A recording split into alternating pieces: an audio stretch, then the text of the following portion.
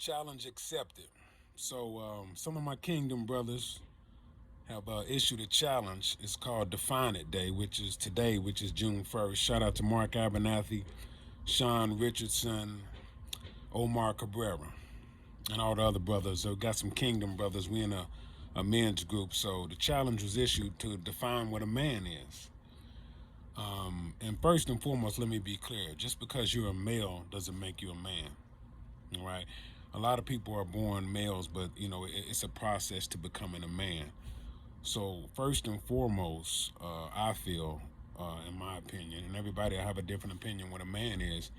You have to have a foundation as a man, and that's a spiritual foundation. That's a foundation. That's a relationship with God first and foremost.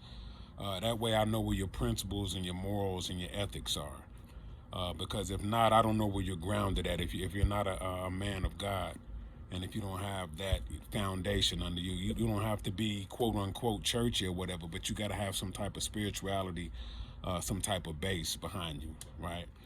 And second, I think that a man obviously is a provider of the household. He's a protector of the household. He respects his queen, right?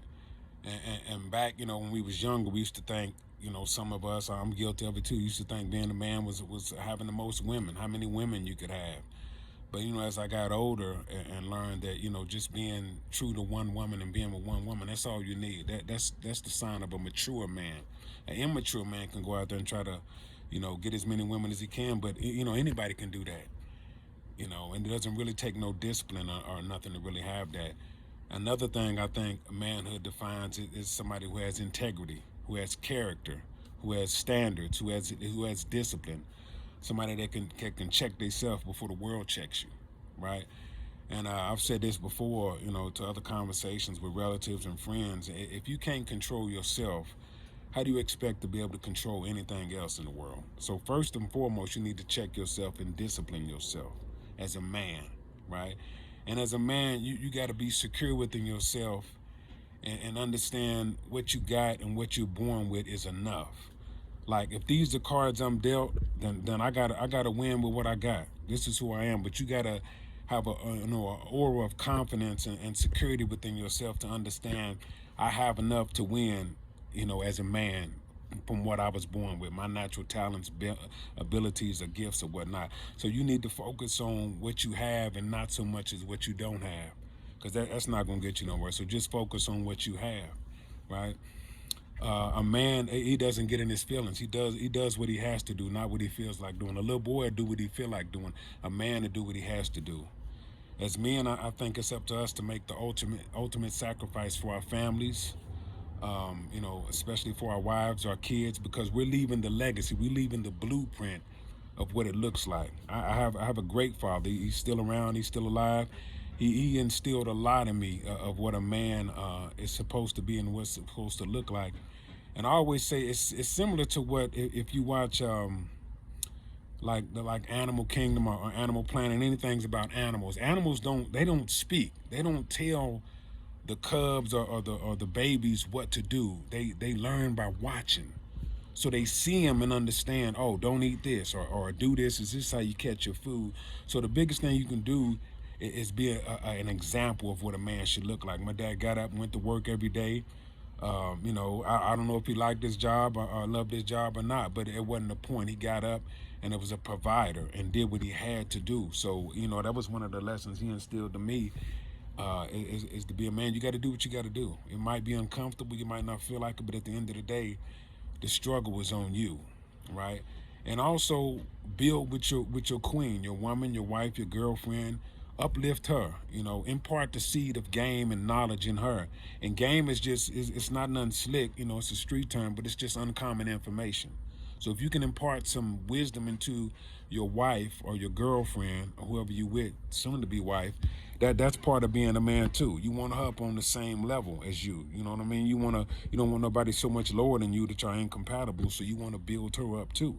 You want to have her on the same plane as you, right? And a lot of these things, when I was young, I had a kid when I was 19, my son. I had no business having a kid. I couldn't raise him right because I was still growing and developing to be a man.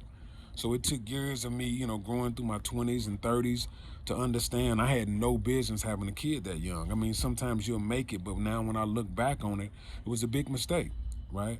Because I was still growing and developing and maturing, and my mind was still developing. I was still getting shaped in the principles of what a man should be. Now, I can only impart that wisdom now by looking back. Like the 24-year-old me versus the 48-year-old me is two different people.